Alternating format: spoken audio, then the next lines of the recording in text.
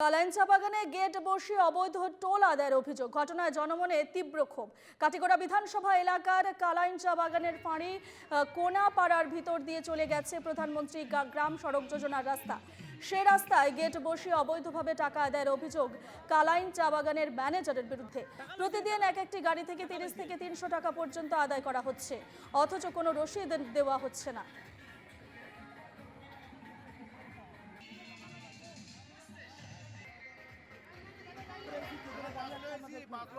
তারা যে চাইতেছে পয়সা কত চাইছে পার গাড়ি 200-300 টাকা যা যেরকম পারে এরকম বলতেছে।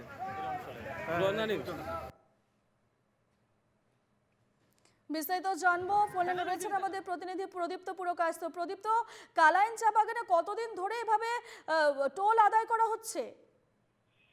হ্যাঁ রূপা, ব্যাপারটা হচ্ছে কালাইন চা বাগানের ফাঁড়ি এই কোনাপাড়া বাগানের সড়কে, যেটা সড়কটা হলো সরকারি সড়ক, সেই সড়কে টোল তারা ব্যক্তিগতভাবে আদায় করছে। বাগান ম্যানেজার গত 3-4 বছর ধরে এমন করেই তারা আদায় করছে। কিন্তু ইদানিং ব্যাপারটা সামনে এসেছে যখন এখন পিকনিকের মরশুম চলছে, সেই সড়ক দিয়ে এখানে একটা ভালো পিকনিক স্পট আছে সিন্দুরা। সেই সিন্দুরাতে যখন গাড়িগুলো যায়, প্রত্যেকদিন 100 থেকে 150 পিকনিকের গাড়ি পুরো বরাক উপত্যকা থেকে এখানে যখন যায়, তখন ওই কোনাপাড়ার সড়কে কালাইন চা বাগান কর্তৃপক্ষ মোটামুটি গেট লাগিয়ে টোল ট্যাক্স আদায় করে। কিন্তু এই যে সড়কটা, এই সড়কটা বাগানের ভিতরে হলেও এই সড়কটি নির্মাণ করে দিয়েছে আসাম সরকারের পূর্ত বিভাগ। প্রধানমন্ত্রী সড়ক যোজনার উদ্যোগে এখানে প্রায় 69 লক্ষ টাকা খরচ করে এই সড়ক তৈরি হয়েছে। সবকিছুর সরকারকে ওরা দিয়ে দিয়েছে, সড়ক মানে বাগান কর্তৃপক্ষ সড়কটিকে উন্নত করার জন্য।